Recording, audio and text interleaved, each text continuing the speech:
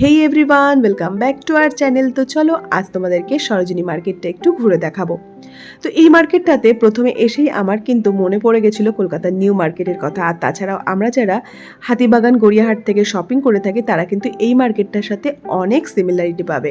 খুব অল্প সময়ের জন্য আমি এখানে এসেছিলাম, তবে তার মধ্যে যতটা পসিবল হয়েছে আমি একটা ক্লিপ নিয়ে নেওয়ার চেষ্টা করেছি। আর আমার কিন্তু একদম প্রথমে এসেই কলকাতার কথাই মনে পড়েছিল। এখানে নেই এমন কিছুই নেই, একদম জুতো জামা থেকে শুরু করে বিভিন্ন ধরনের জুয়েলারি কি চাই সব কিছুই এই মার্কেটে পাওয়া যাবে।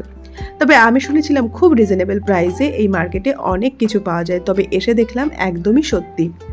এখানে খুবই কম রেঞ্জে তোমরা কিন্তু সমস্ত কিছুই পেয়ে যাবে, তবে বার্গেনিংটাও তোমাদেরকে একটু করতে হবে। তো সবার প্রথমে ইয়াররিংগুলো দেখেছিলাম, যেগুলো মোটামুটি 50 রুপিস থেকে স্টার্ট হয়ে গেছিলো। আর তারপরেই ছিল ব্যাগ, বিভিন্ন ধরনের ক্লাচার, খুবই মিনিমাম রেঞ্জ, মোটামুটি তোমাদের 30 থেকে 50 রুপিসের মধ্যেই চলে আসছিল।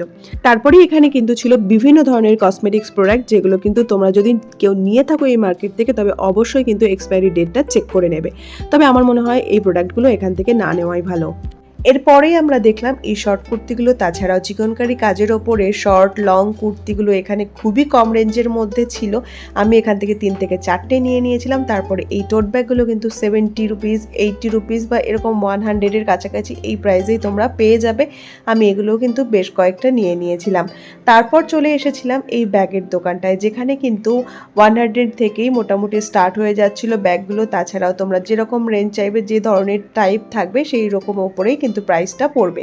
আর তারপরে এলাম এই দোকানটাতে, যেখানে আমি যাওয়ার আগেই ভেবেছিলাম দিল্লিতে গেলে অবশ্যই কয়েকটা জুতি কিনে নিয়ে আসবো। এখান থেকে আমি নিয়ে নিয়েছিলাম 2টো জুতি।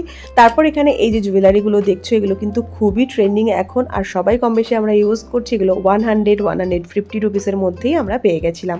তারপরে যেখানকার দারুণ সুন্দর সুন্দর কর্ড সেটগুলো ছিল, যেগুলো 600-700-এর মধ্যেই ছিল। তারপরে বার্গেনিং করলে তো আরও দাম কম আছে।